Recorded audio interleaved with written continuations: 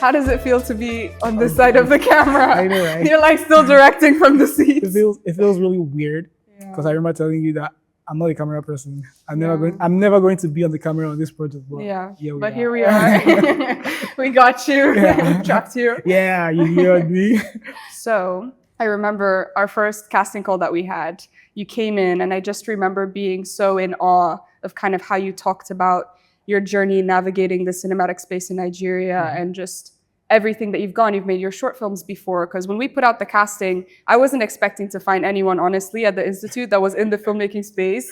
Like, I was literally just like, I'll take anyone who speaks French and like, I'll try to mold them, you know, and make them do the thing. And so when you came in, you already had such a resume and like a willingness and an excitedness. And so just talk a little bit about what drew you to the project and like, even in the casting, like how you felt and everything like that. Yeah, outside my background in film, I'd say when I saw the ad, the flyer online, what really, really drew me to the project, a lot of things, it's not just one thing in particular, but French was one of them, and it being in the Institute. But in general, I just summarize it to filmmaking in general, you know, impactful storyline. And when I saw the casting call, I was like, yeah, I really want to know I don't know what it's about, but first it's film, and let's do it. And then I'll figure out. And that was why I was very interested in coming for the casting call. So then I hear the vision behind the project, you know, and what it's like. And I wasn't disappointed at all when I got there and I found out that, okay, this resonates with me. You know, I love the idea, I love the story, I love where this is going. And I feel like, okay, this is going to have like an impact. Then sign me off. From the very beginning, you know, the way everything was placed, the way everything was set up, you know, the organization, and it's common to have your time wasted in this filmmaking space. Now, you know, you go somewhere for casting and then you're just there, you know, people don't really take the craft seriously. Yeah. But I was in awe when I met the organization, when I saw the organization, and I'm like, okay, yeah, this is nice. Like, everything is organized. And I didn't really need to hear about the story anymore to know that, okay, yes, this is the ship, man. I'm on this ship, you understand? So, and then when we started the casting, actually, I went there with the mindset of being an editor, right? But I remember we were doing the casting, and then you're like, yeah, can you act? I'm like anyone. I'm like, do the monologue in French. Yeah, like, can you act? I'm like, yeah, I speak French. My French ain't that good enough for acting, but I could speak French, but I know I can't. And you didn't. A lot of people just acted anyways, but he did not like, do no, the acting part. I can't. No, that's like not my strength, but I can edit the video. I could do anything you want me to do. Like, really, I remember stressing and saying that even if the role that I'm casting for is not available, whatever role, I'm ready to like just, you know, jump on it. And that's how much I wanted to be a part of the production. Yeah, and can I even say, like, I feel like that's such a rarity that I'm finding is people that don't just want to do their part, but will help with other people's parts too. Yeah. And I feel like that's just your slogan. It's like your tagline, like, buddy, the guy who will do his part and then help everyone too. Like, you're just such a gem in this creative space, in the Abuja cinematic scene, just everything. Like, the fact that I found you to be able to work together, because that's how I am as well. Like, I'm going to do my part and I'm going to help everyone else with their part as well. And so to find that in someone else, I think was very exciting for me. And I could feel it right off the bat in the casting. Yeah, thank you very much. There's so many kind words. I know you're like, where do I put them? It's okay, let's just move on. I know.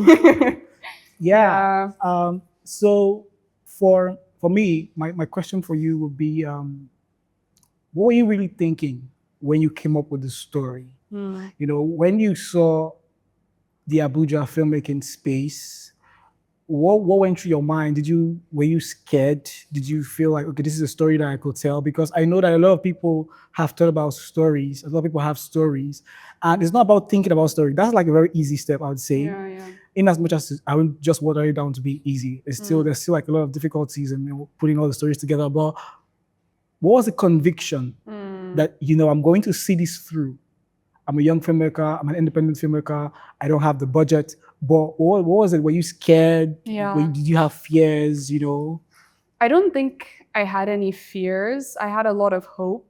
I'm someone that walks by hope and by faith. And so I knew that when I got the idea to do my first short film, and then I felt like collaborating with the Institute for it, I just knew God was going to put the right people at the Institute to do it with me. Like, I just like live my life like, well, I want to do it, so God is going to place people that want to do it too. And it just happens that way. So glory to God.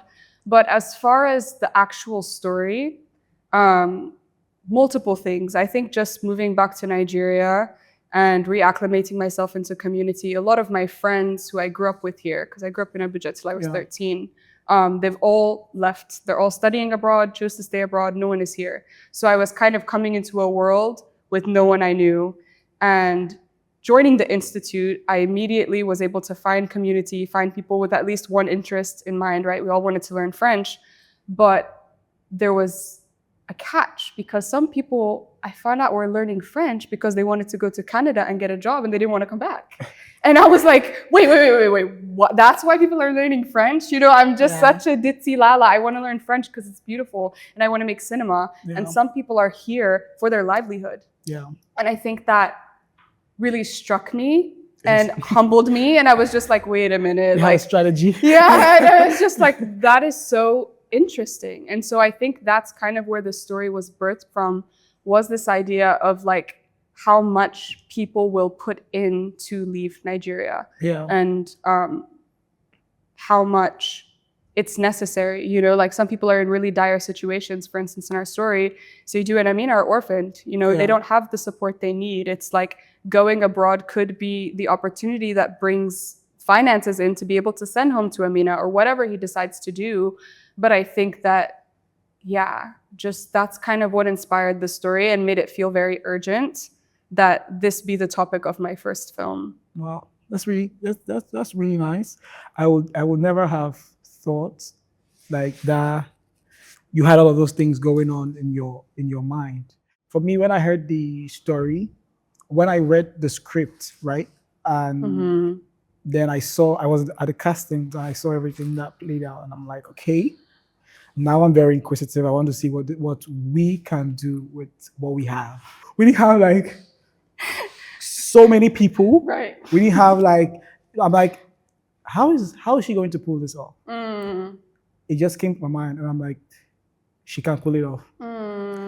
This were literally the conversations I had in my mind that day. I remember sitting down and I watched people like just coming out from the room. I was sitting outside. I was done with mine, but I was just still hanging around because I spent a lot of time at the Institute also. Yeah. So I was just there, and then I saw people coming out, and I'm like, how is she going to pull this off? I remember having a conversation with Emmanuel, and then we're speaking, and he was speaking in Pidgin, and we're speaking in Pidgin. I'm like, can you speak French? Can you speak French? Because like, these are the actors that are good to do French. Are you sure? Yeah, I know. Yeah. I'm like, I really want to see what we're going to do with this. Yeah. And when it struck me that we were really going to make something great, was when we had the reading, the first reading. And I see how everybody was so positive, very optimistic, very enthusiastic. They were just want to like be there. They just want to like, okay, what's going on? And we had to introduce ourselves in French, And then I'm like, yeah, this is the team. We're not really there, but that's something that's beautiful about growth and progress. Yeah. Is the process. Yeah. Where we go. That's really, really what defines what we're doing. Yeah. That is like when people say that the good old days when we live. I think the good old days is the process. It's not the end results. I'm going to be this. We're going to make a good film. People are going to appreciate it. But what really defines us is the process. Right. So those things were just like seeing those things, and I'm like, yeah, I think I'm going to really, really, really love this process. And I was ready, considering the fact that I was also engaged with a lot of things. I was like, yeah, man, I'm going to give this thing my 100%. I'm not going to let anything that I'm doing suffer. Yeah. It also made me to embrace planning, and strategic thinking and organizing. Yeah. So I had to know that, okay, I have to do this and do this and do this. It doesn't matter if I should keep late nights, I'll keep late nights. Yeah. That was how much I wanted to be committed to the project. Mm. And all this spun out or came out from the fact that I witnessed the casting, the organization, the casting, and I also witnessed the first reading. And I'm like, if everybody's spirit is high like this, then we're really going to. I won't be the one to bring the spirit down. I won't be the one to have like an excuse or a reason not to. Yeah. We're here. I remember you saying that. You kept saying it multiple times. If you know you're going to be available, please can you just raise your hand? Can you just leave us a message? I remember that. And I'm like, is it me? Has anyone given you a reason to be saying that? And then I realized that you also know that people are engaged in other things and you're very considerate and you want the best for everybody. Yeah. It's not just about you want to make a film. And that's just something that I'm like, yeah, okay. I'm going to go all in. Yeah. I mean, I feel like I just attribute a lot of my resilience, like in like getting it done, to my dad. Yeah. And just how he raised me. To like, especially when you're the head of a project or you're number one on the call sheet is what we would say in the acting world. Like when you're the number one, everyone follows where you walk. Yeah. So it's like if I'm leading this new initiative at the Institute, it's this filmmaking opportunity. It's like how I carry myself, how I speak about it, how I corral people, how I keep things positive. Everyone else just follows like, oh, that's what we're supposed to do. That's what the leader's doing. That's what we're supposed to do. And so I think it's so important as a leader to make sure that you're showing up and showing up well. Yeah. Yeah. Talking about leadership, I'm going to say, like, how were you able to manage directing and acting? Because we had a conversation before shoot day, the production day one, and you were like, you're going to bring in a director to cover up for you on that day because you were acting on that day. But for some reason, director wasn't available, and then you had to direct and still act. I remember the whole chaos and everything where we were shooting, trying to like do stuff. But you were just like really calm. Yeah. You go back and say, you were at some point you were even checking on the cinematographer, you were even checking on the videos, like, can I see? Okay, what's going on? Yeah. And I'm like, do you realize that your scene is coming up next? Hey, Rachel, your scene is coming up next. Like, yeah. Like, yeah, I know, but let me just see, what do we have? Yeah. So how are you able to manage that? I studied acting for a lot of years. And so I think it's almost second nature for me. Obviously, you need to keep rehearsing. You need to keep doing scene work. But I went to school for acting. It just comes so naturally. Like, to me, directing and writing and producing, it's where I really try to give my all and be present, because it also involves so many other people. Like when you're directing, just how you hold yourself, how you manage people. People remember everything. When you leave the set, how you treated people, even if you're in a high pressure situation, that's what they take away. Oh, working with Rachel was like this. And so it's like, that's the part that can be challenging. And then once it's acting, it's like, just go back to everything I learned in school. Like, be Amina, she's feeling this, she's feeling that, and that can come a bit more second nature. So I think that's... So right now, like where we are now, I know, looking back, is there anything that you felt like, okay, I should have done this differently? Yes. Yes. A lot of things. Oh, let me think of something I'll actually say. I'm not really one for regrets. So I don't think I can actually pinpoint on record say there's anything I would do better, because I believe that when you do something and you're an upright person, I did my best. Like, we literally did our best every day. We did the best with what we knew. That first shoot day, we did the best with what we knew. Then the second day we came in, it was stronger, right? We were stronger as a team, stronger with setting up lighting and everything. So I think that we literally did our best, and I'm proud of it, and I'm excited, and people's reactions have been very fulfilling and rewarding. And so, great. So my last question will be, during the post-production process, have you ever experienced the post-production process before? Because I remember before the post-production process, I was like, I want to do this with you. That was not really my style. It's always a style of, okay, you do it and you wait for feedback, you send it over for feedback. But I was like, I wanted to do it with you in the room. Because I feel like the way you handle the directing, I feel like you have an idea that is different from the idea that I have or what I'm used to. And I really liked it. And I want to, okay, so what's that abstract thing that is going on in your mind? And I would not want a situation where, because looking at the timeline that we have, where we go back and forth with the post-production. So I wanted to know, like, looking at the post-production, what are your takeaways? Like, were you able to learn something in the process of the whole, redoing the whole thing? Or would you have preferred like a style where you have the editor somewhere else and then you somewhere else? Yeah, I mean, I think that when I write and I direct, I'm so close to what I'm making. It's not like I'm contracted to do it and I just come in and direct it. The script, it's so much parts of me. Yeah. Like even just Nadej and Seydou's conversation in the garden, it's my imagined conversation with an old crush in Nigeria, and I come back and I see it. It's like, this is me. You know, everything I write is me, even if it's different. And so I think it was very special to like be there with you when we were editing it and having a say on every single part of it, because when I get a film in my head and I write it, I already see it, you know? And so it's like, I need to be there every step of the execution to make sure what I saw is what they're going to see. And so it was really nice. And I'm glad you enjoyed the process of being with me in the cut. We were there hours and hours. Yeah. We spent editing it, coloring, trying different things, certain shots, changing scenes, everything. Yes, je me souviens, all the things, laughing at the same lines that the actors say 2 million times because we're just watching it over and over. And so it was really a special experience. Yeah, so I have a question for you. I want to know if there was a moment when we were in the editing room where the story that we were telling and like the themes, everything kind of crystallized for you. Yeah, I think I had a lot of those moments. But the defining one, and the one that really struck me, was when Seydou sat down, when he had to come back. First of all, he sat down alone in his thoughts, realizing that, okay, what he had thought wasn't. Right. And now he has to face reality and go back and meet his sister and now deal with his problem, that was that he had left.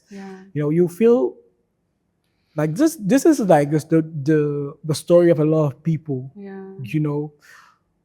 At some point, when I first of all saw that scene, or the whole thing connecting to that scene and the build up and everything, at some point I felt like I had a different, even though I had read the script, I was still wishing and hoping. I know sometimes you'll be like, you're wishing that the script would change. It would change just in the middle of it. I guess I was hoping and wishing like the outcome of that moment would be different. People leave their houses, people have problems unresolved. And they're just kind of like looking for a solution. Not really like anything big, but something hope in that moment, what they defined as hope for them in that moment. And I think what he defined as hope for him in that moment was actually meeting his friend, his longtime friend, and realizing that, oh shit, this is not hope, okay, right. This is just a process. So what am I going to make of this? That was like a very, very big moment for me in editing the film. I always, when it gets to that point, I always have a comment. I always have a comment, and I'm always going to say something. When it gets to that point, it's either lashing out at his friend, or it's either I'm like, why are you people like this? Yeah, just like this, Nadej too. Yeah, I'm always saying something. I'm always hitting on Nadej, like, Nadej, what the hell? Like every time I've seen the scene like a million times in the cut, but I'm always like, Nadej. Yeah. Why are you going to do this? Yeah. It just keep building, and it gets there, and I'm like, you knew you just carried the whole thing, and then you brought it down only for you to just shatter everything at this point. So and him realizing, and him going back and then sitting down in the space in the confine with his sister, and then realizing that, okay, we have to, talk this out, we have to trash this, what's up?